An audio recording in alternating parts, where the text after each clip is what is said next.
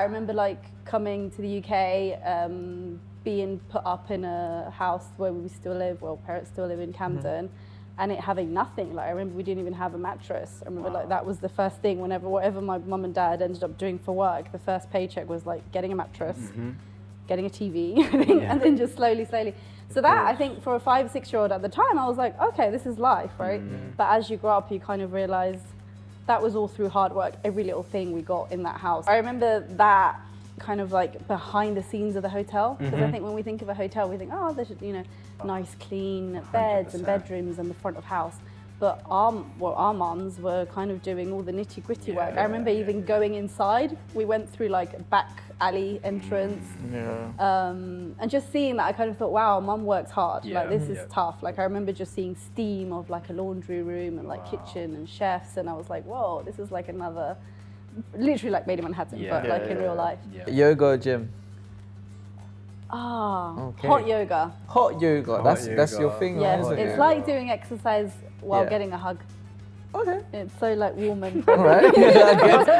All right. Okay. Sweet. Yawar locro or watita? Yawar locro. Okay. I thought you were gonna like hesitate. Told you. Yawar locro is probably my favorite is that your dish. favorite dish? Yeah. Yawar locro encebollado, hornado probably. Okay. Now I know that.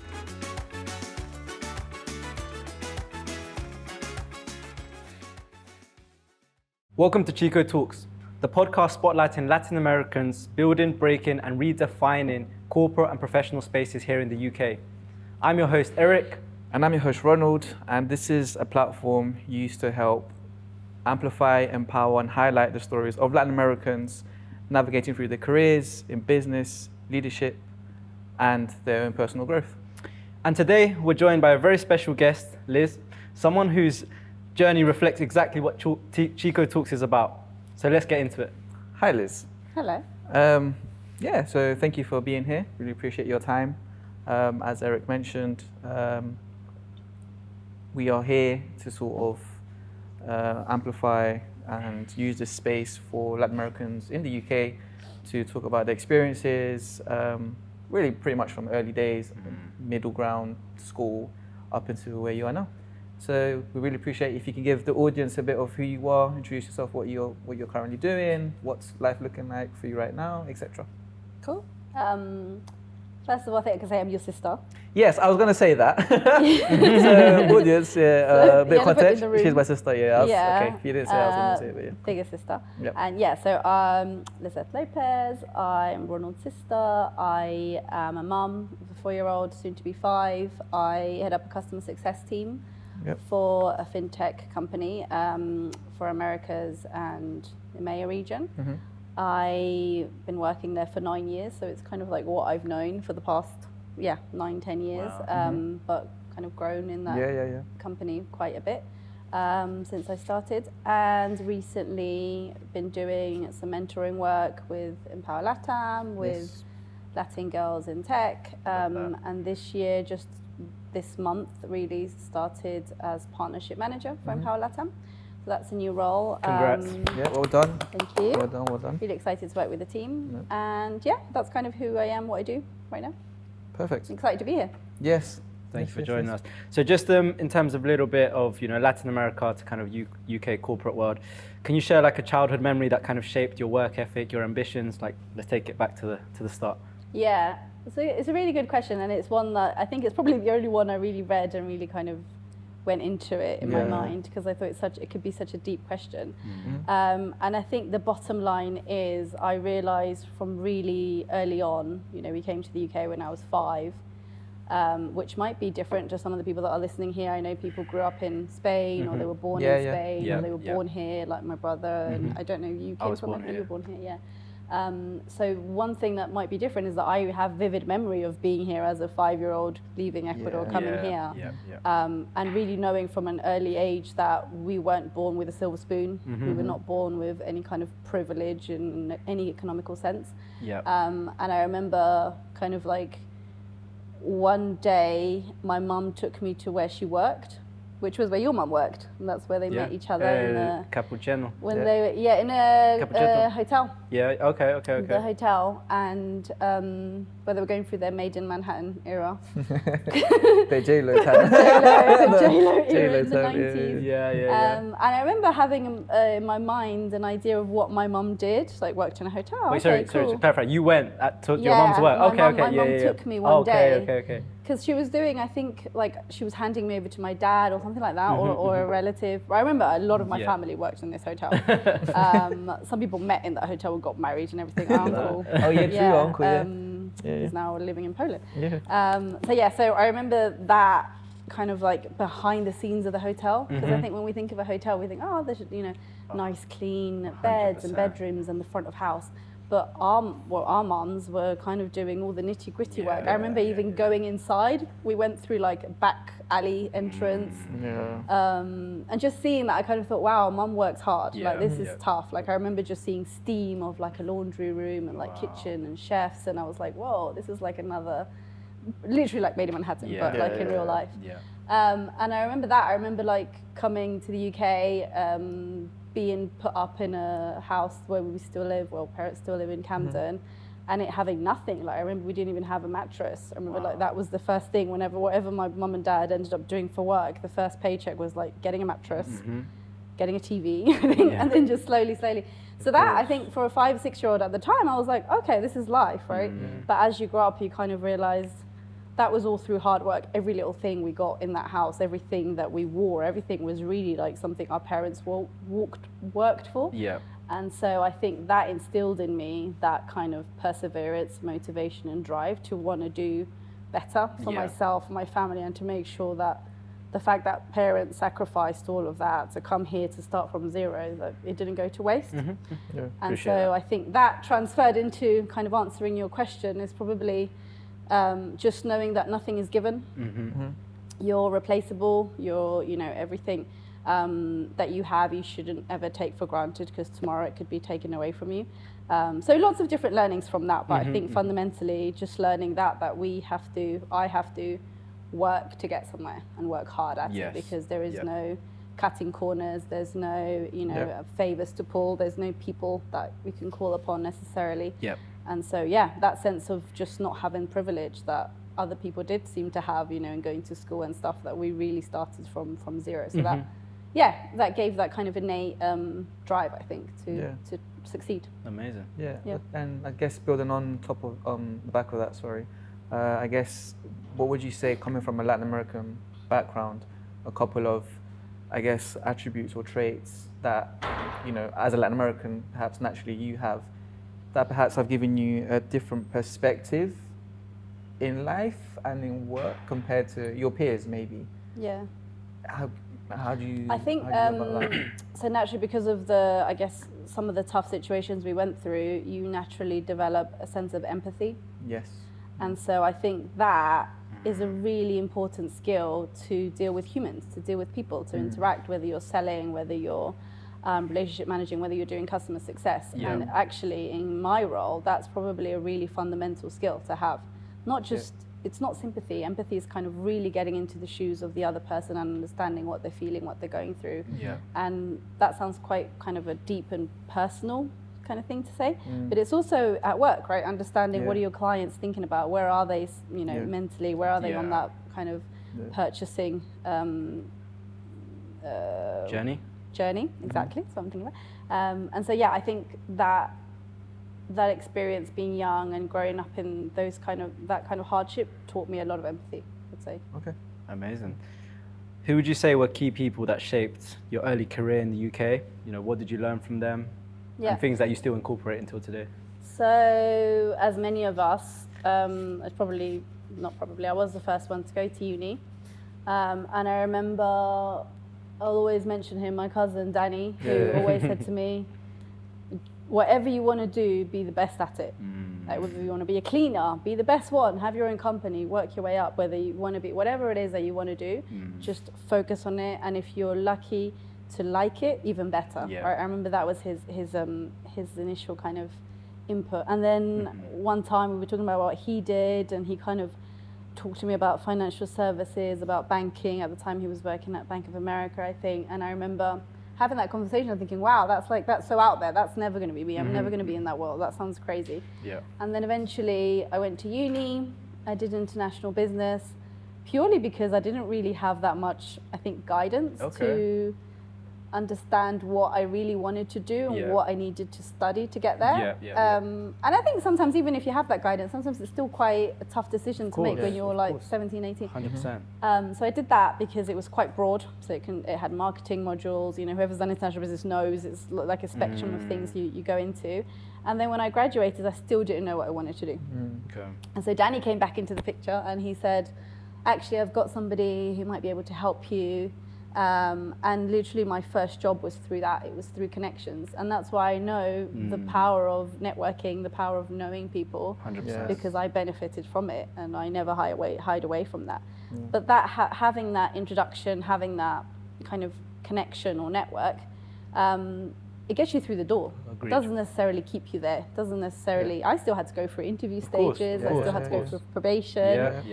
And then that led me to my first role, which was for a company called TransPerfect, and they're a huge kind of languages and translations company. I worked there for about 2 years. I did an account manager role. I realized that sales wasn't my thing, and that's fine. I think you can go into jobs and, you know, try them out, try your best ability. That's only what you can do. Of course. And I realized, sales is not the account management, the relationship management, project management, all of that side I loved. And it's where I really built my soft skills, because at uni and when I was younger, I was really shy. Like I would never think I'd be sat here when I was at uni or before that. I was super, super shy. But in that role, my manager pushed me, she pushed me. She was like, you're going to go on stage, you're going to present this, you're going to do 20 calls today. I want to hear you. We're going to perfect them by the end of the day. And she would literally, it was like, no was not an answer, but in a really good way, of course, because that really pushed me up my comfort zone. So maybe I've answered the question. For sure. I appreciate it. And it ties on nicely to the next kind of segment as well, like climbing the ladder, you know, growth in customer success, which you've worked up, and fintech. So, in terms of, you know, leading customer success across EMEA and US, you know, what mindset or habit have accelerated your growth the most? So always, I guess, trying to seek feedback from people. It's not always easy to do, and trying to kind of be, I guess, receptive to what other people say, whether that's good, bad, and try and understand that I think you had another guest that said, ask questions, right? And I think that's the main thing, because I think sometimes when you're quite young, you might be scared or fearful to get that feedback. You also sometimes have a really incorrect perception of where you are, where you should be going, because we don't have anyone around us to tell us. And so when you're at work, that's probably a good place to get that, to start getting that feedback, start speaking to your manager. I was really lucky at at Symphony, where I work now, that all of my managers always were advocates for me. And so I try to do that for my team. And what that means is basically when I was young and probably lacked a bit of drive in the sense of wanting to kind of keep growing in a company, I was kind of there. I was happy with what I did day in, day out. I was happy with my salary. I was happy I was traveling. I was happy with what I was doing. But I never really pushed myself to like, what next? I didn't have that mindset, because again, I didn't really my parents or, you know, my partner at the time, it wasn't like, we didn't have those types of careers. We didn't see that around us. So we were like, oh, it's a decent job. I'm quite complacent. I hate that word, but I was a little bit complacent. But then it was my manager who said, Liz, what next? What next? What next? What next? Trying and to I raise was the like, bar geez, and at the time, I was a customer success, well, before when I joined, we were called community specialists, which is such a bizarre term, and then eventually became customer success. And then back then, if I'd have been told, you're going to be head of customer success, I would have never believed it, because we didn't even have that role. So she made me realize, it doesn't matter, you're going to create it, you're going to be that person. And so she really instilled that in me, like to think of what next, and that I'm really grateful for. And so I try to do that for my team. I try to question them and push them and encourage them to think about their own development. Amazing. So that sort of like brings me to my sort of next question. So what would you say was the biggest like personal shift when moving from sort of like the individual contributor to leading, managing global teams? What were the sort of like differences maybe that you saw from Challenges, the challenges? probably. Yeah. So obviously never having been a manager before, that was a challenge in itself. So Yeah. having to kind of deal with some tricky situations, let's call it that. Okay. So having somebody that maybe, wasn't performing Yeah. very well. And again, putting my hand up and saying, I have this issue, I need somebody to help me because I know we need to fix it, but I don't really have the right skill set or Yes. toolkit to Yeah. do it.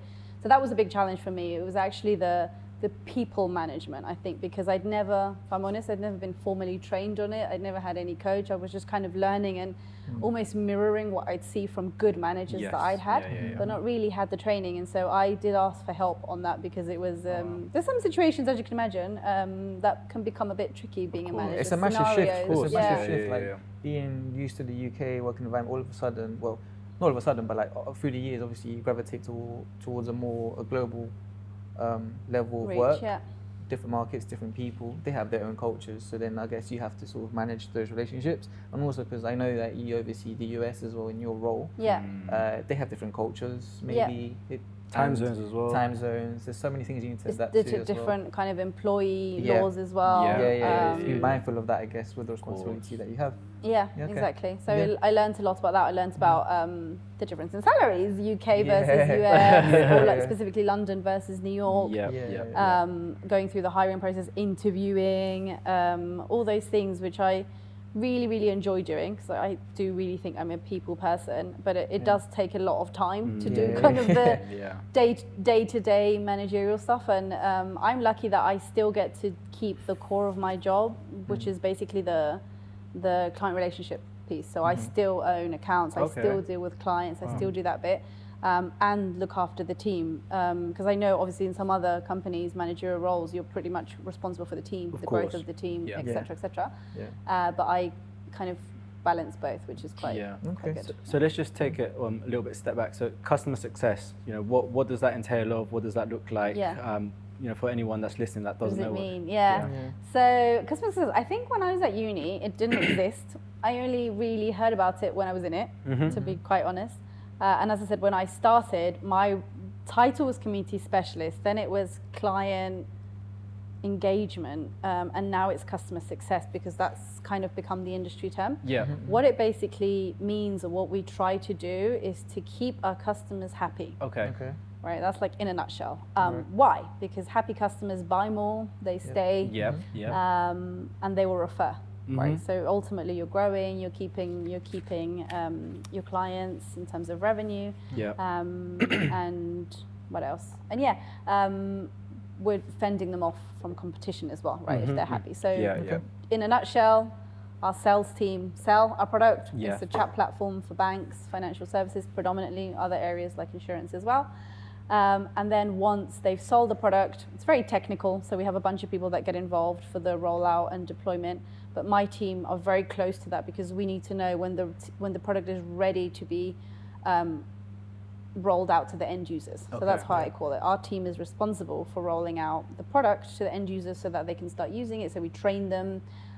We do that both kind of Zoom, in person, et cetera, and then we measure the retention through analytics, so making sure that they are using the tool in Yeah. the way that they should be using Yes. it. Yeah. And then making sure we ring the alarm if anything's not going so well, or if there's kind of signals for expansion. We're working with the sales team. We work really, really closely. We are kind of mini sales agents. Mm-hmm. So the sales team are kind of like bad cop. So the clients don't pick up the phone to them or don't answer their messages because they've got sales manager in the title, whereas we are customer success. You know, we're here The for good you. cop. Yeah, and yeah, that's what the goal is, to make them believe that we're advocates. And we really are. We're trying to get the product to work for them, but in a way that then they're going to be happy and stay with the platform. They're going to be happy to talk to us about maybe us. Sometimes my team actually do pitch new products Okay. in a way of like, oh, hey, we've got this new thing, you might be interested. But really, that's a pitch. Yes. Yeah. Yeah. And then if they hook onto it, then we pass them back onto the sales team. Or sometimes my team have sold as well, and then so it's a very kind of close knit team, and luckily we work really well. In other companies, sales and CS sometimes can clash a bit because the kind of sales piece can be a bit overlap. But Okay. Cool. Generally, that's what it means. Appreciate that. At my Appreciate the company. insight. Yeah, I'm sure the audience will pick up on that. So thank you, Liz. Moving on to the sort of next segment. Talk about a bit about representation, being Latino within the UK corporate, so to speak, environment. Question for you is, was there a moment when you realized that your identity wasn't something to manage, but something to lead with?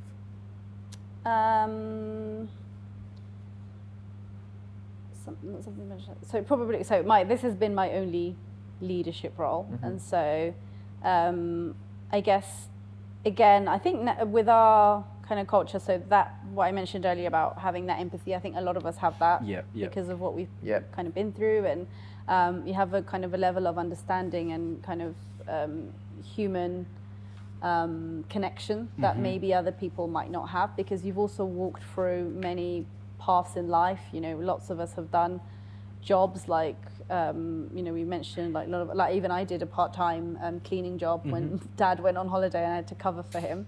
And so you go from like that to like working in all these different environments, so it makes you really adaptable. I think having that background, and so also say I think I can really, again, I don't want to repeat it, but I can really kind of put myself in shoes of my team and understand kind of what their points are, what drives them, what motivates them to try and get them to be at a better place, which ultimately is for the better for my team. So I try to understand like what's the issue here, what's causing this, can we fix it, how do we address it? I really try to, and again that comes back to empathy. It's just trying to be that, you know, that person that doesn't just tell them what to do and doesn't kind of dictate, but actually it's a two-way conversation and trying to be human. I think is that aspect that I've probably lead with. Nice, thank you. Amazing. You kind of touched on the adaptability, but I mean, from your side, what other strengths do you think Latin Americans, you know, are able to bring to the workforce?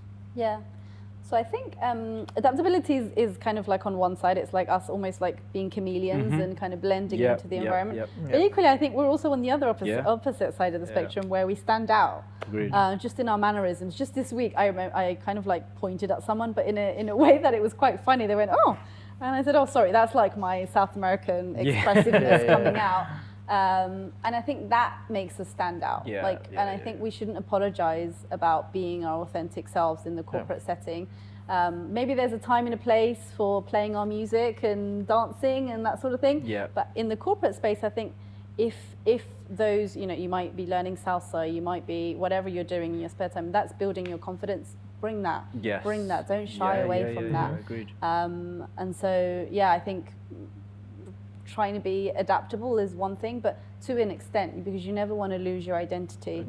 And we should be proud of what we bring, whether it's, you know, sometimes it's something as simple as bringing color, right? Like I you know, in the city, and I'm wearing black, but I try to bring color in what I do. I try to be vibrant. I try to, I don't know, stand out a little bit, because otherwise I think, the world can be a very boring place, and I think us Latinos make it a bit brighter. And I do second that. I think, you know, just being a bit different, speaking a different language, you know, like if you're in a room, just bringing your own kind of flair and source to it. So I definitely do second that.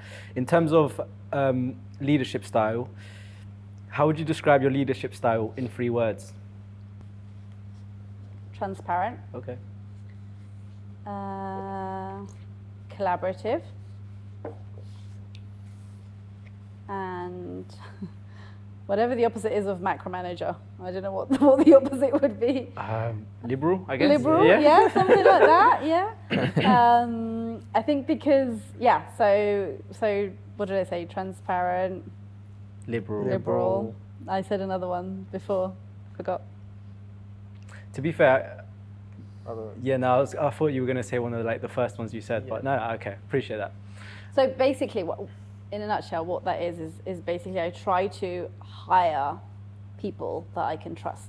Obviously, you don't understand that in an interview. Of course. But I try to hire people that I think so far, touch wood, I've never hired someone that it hasn't really gone very well on my Okay. team. In fact, most people that come onto my team, they've moved into sales roles. Okay. And so I've never really, I think, but one person where it just didn't work out. Everybody has stayed. I've retained my team and First. they've moved into sales. Good retention rate. I've had really, yeah. So I get a pat on the back from Plaudits. our Yeah. HR and Yeah. leadership team. Because Amazing. I think I naturally have a good, and this is a big statement, but I really have a good sense of Gut of instinct? character. Okay, Yeah, I okay. can really Kinda. sense a character if we're going to vibe, as you know, in a work setting. Yeah, of course. Like I Right. can really That's suss very that important out. in the workspaces. So you Yeah. want to make sure you're Yeah, working yeah. with people who, Yeah. at the end of the day, you do the job, but at the same time you also have that. Yeah, because I've been Yeah, doing I it for think 9 it's- years. I yeah. think in that time you learn if someone is pretty much like BSing or if they're being genuine and that's their personality and their strengths and the warmth and the empathy carries through really easily Yeah. in an interview. So yeah, so the reverse of that is making sure, so I try and hire the right people so that then I don't need to macromanage. course. Yeah. I don't need to kind of scrutinize what they're doing and dictating what they need to do every day because they kind of get on with it. They've done the training, they've gone through whatever, onboarding we have for them. Yeah. But then I really try to be as hands-off as possible Okay. Of and course. be a manager where I guide them in the right direction Yeah. and let them explore in their own creative ways what it is that they can do to get to the goal, right? Our goals are shared. Sometimes people have development goals as well. I mean, always.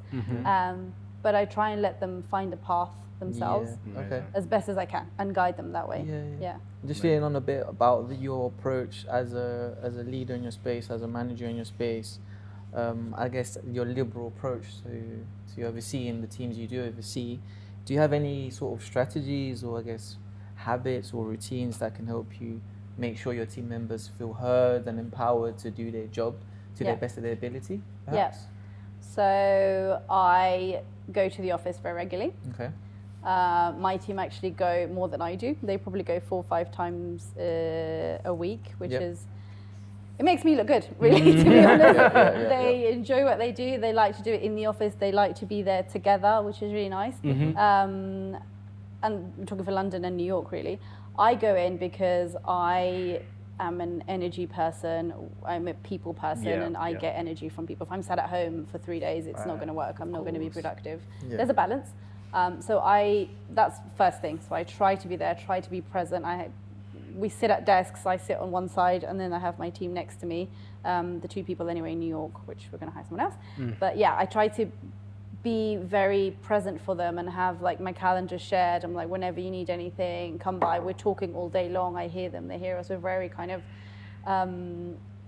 The communication is good, Okay. and I think that's probably really, really important. Same thing with my team in New York. I have weekly calls with them. I go there, I travel, I try to be in person as much as possible because I think that is really important for relationship building. There's only Yeah. so much you can get on a Zoom or on a Agreed, phone call, agreed, especially with agreed. clients. Yeah. But when you have a team, and often my team can be quite junior, and they need that guidance. They don't need dictating and telling what to do at every step of the way, but they do need guidance and some kind of structure. And so I try to do that. I also, every time, I receive kind of a new direction of the team or I have, initiative to develop or anything like that, I've worked with managers that will kind of bottleneck it and they will Okay. keep it, they will develop it, and then they're like, right, this is the thing that we're all doing. And Yeah, then everyone's yeah. like, okay, cool.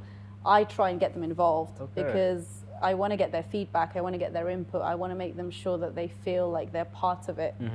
Same thing if there's HR announcements like, oh, there's this opening or this person's left. Some companies will be a bit hush about that. They are very careful of what that looks Of course. like.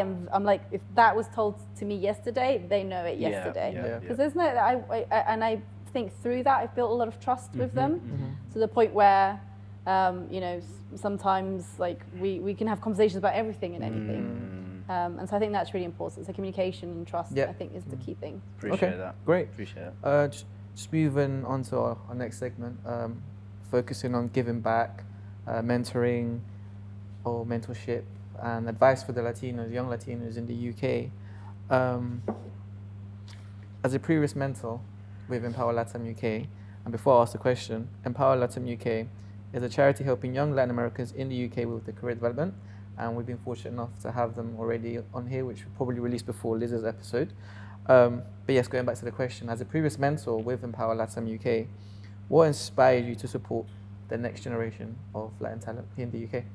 So first of all, I think it's seeing the success through kind of like you and other people that took part in the program, because it wasn't just well, this is a great idea, which it was, and I probably would have still taken part in. But I think seeing kind of the tangible outcomes that came out of it, that people got jobs, that people were kind of, even I think at the very basic level, I saw a lot of confidence being built through the program.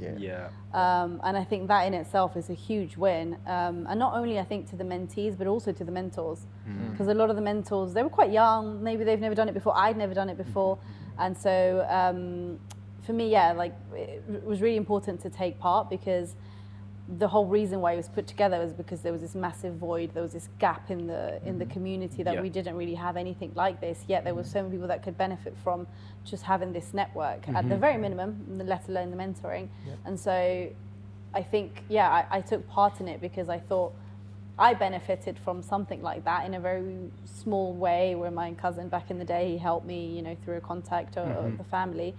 And then fast forward to now, how do we scale that? How do we try and give back, right? I couldn't necessarily do that right now, or I've tried to, give an internship at my company to your friend, and things like that. So whatever's been in my reach, I've tried to help. But I think this was just going kind of the next level and seeing, I wanted to be part of it. I knew it was gonna be something good. So don't want to miss out. That's great. You got a FOMO. It boils back down to FOMO. No, but I agree, and I think like as the program goes on and it continues to mature, having like credible people as well that have like kind of got a background within their industry and the specialists or whatnot, it gives wider context for the whole. And I think just to add, so I think a lot of us, so going back to the part of like not having necessarily mentors ourselves, or kind of those people to give us advice professionally on education or anything like that, we've kind of like accidentally got into where we are now sometimes. For myself, for example, I agree. I didn't purposely set out to be a head of customer success. It didn't exist.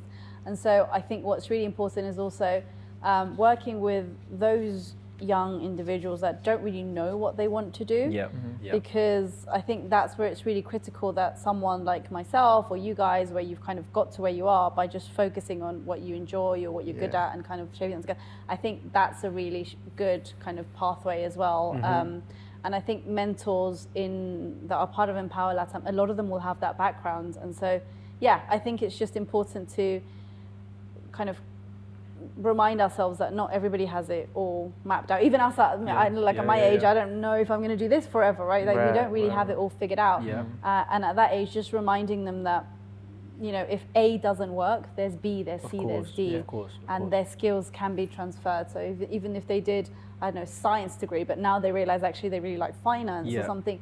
We're in the UK. There's some countries like Spain and France where you do a degree in finance, then where is the finance? Of course, that's it. You can't transfer. But here we're really lucky that we can, like loads of employers do take on transferable skills. So I think just reminding people that's we amazing. can kind of move around in industries and stuff. And then in terms of like, what top 3 skills or mindsets would you recommend a Latin professional that is early on in their career? 3 skills or mindset. I think learning to do public speaking. Okay. That can mean different things to different people. You might be at a stage where you're happy to do an interview. Great, move on to the next stage. Get yourself in front of a stage. That could be you're not comfortable doing an interview. Great, prepare for that, right? Public speaking, I mean in the umbrella of being able to present yourself confidently. I think we lack that because we haven't had those opportunities. That's what public school teaches, right? Private school teaches kids to do that. Our schools didn't. And so that's the first thing. Like me, my daughter, she doesn't go to private school, and I want to put her in something like that because that's a really big area where, a rich little child will likely have no issue getting up on stage because they've been taught it all their lives. They're happy to do that. And when we're put in a situation where my child might be up against that child, she's going to really kind of shun away from it. She's going to struggle. And so that's going to be my first thing. We need to level up. And I think leveling up in terms of confidence, presentation, being able to kind of like sell yourself, that's probably number 1. Okay. But number 2 is also knowing yourself, right? The good and the bad. Like no one's perfect. We have our strengths, we have our weaknesses, and just knowing what those are and working on them. I think we all have I don't want to go too deep, but like, you know, a lot of us are now doing things like counseling or therapy and all this to kind of help heal some parts of us and make us better people. And I think there's no age from when that needs to start. If you have something that's holding you back and you need to work on it, get help, don't be shy. I think, so in number 2 is kind of like understanding who you are as a person. Beyond just your characteristics, oh, I'm good at maths, I'm good at this, kind of deeper, go a little bit deeper and work on yourself. And then 3, something really basic, and I think I said at some other panel that I was at, punctuality, be on time, break the cycle of us always being late to everything. I think we're Ecuadorians here. I think some of us sometimes, well, I would definitely, I'm bad with it, and I agree. Yeah, it's such a pet peeve of mine. And these things I'm mentioning, by the way, clearly I didn't really prepare it, and they're a bit out of like, they're not really all kind of gelling. But that is one that is like a huge pet peeve of mine for anyone. It's not just Latino, but in general, in general, having that, especially in corporate, especially early on, I think it's very, you know, people notice that early on if you're, you know, on job, on time. There's the saying, right? So early is on time, and on time is late. Yeah, 100%. If I'm doing an interview and the person hasn't, if it's in person, they're not there 5 minutes before, 10 minutes before, they're late. And on Zoom, I'm there like 2 minutes before. If they're not there at the time, then they're late. You're just waiting for the notification to come up. Just join the meeting, right? Amazing. Thank you for that. We'll move on swiftly to some quick fire questions. Cool. Yeah, I'll start. Just for context, it's this or that. You pick one or the other, and you can't really think about it. Okay. All right, so first one, Yawar Logro or Watita? Yawar Logro. Okay, I thought you were gonna like hesitate. Told you. Yawar Logro is probably my favorite dish. Is that your favorite dish? Yeah. Yawar Logro encebollado, hornado, probably. Okay, now I know that. Okay. London or Amaguaña? Amaguaña, all the way. Okay. Love that. Yoga. Amaguaña. Yes. We said it too quick. We had to say. Yoga or gym? Hot yoga. Hot yoga. That's your thing, Yes, isn't it? it's like doing exercise while getting a hug. Okay. It's so like warm and All right. All right. Okay. Sweet or savory? Sweet. Okay. And last one, road trip or flight? Road trip abroad. Road trip. Road trip. Amazing. Okay. Amazing. Cool. And then one of the last questions before we begin to wrap up. What advice would you give your 15-year-old self if they were watching this podcast right now? Oh my God. Go for it. Like that presentation, that like project you're scared of presenting on, whatever you're scared of doing like the following week. Because there was always something. I remember there was always something I was always like so anxious and scared about doing. Do it. Go for it. Like take the jump, take the leap, and it will be okay. Yeah, that's what I'll say. Cool. Yeah, so thank you so much for your time. Really appreciate you being here with us and supporting us in this mission that we mentioned at the start. Yes, so invitation for others to get involved. Liz, if you just want to say your LinkedIn, your Instagram maybe. Yeah, if anybody has like amazing interpersonal skills, wants to get into fintech, wants to know what it's all about, I'm happy to explain because I just knew I was good at people and I wanted to do something around finance or tech, and here I am. So you don't need to have it all figured out. There's people like me that can help you. So yeah. I don't even know what my LinkedIn is, but my name is Lopez, and I'm sure you can find it. People reach out, we'll put it in the video once we release it. Cool, thank you guys. It's really fun. Thank you. Thank you, Liz.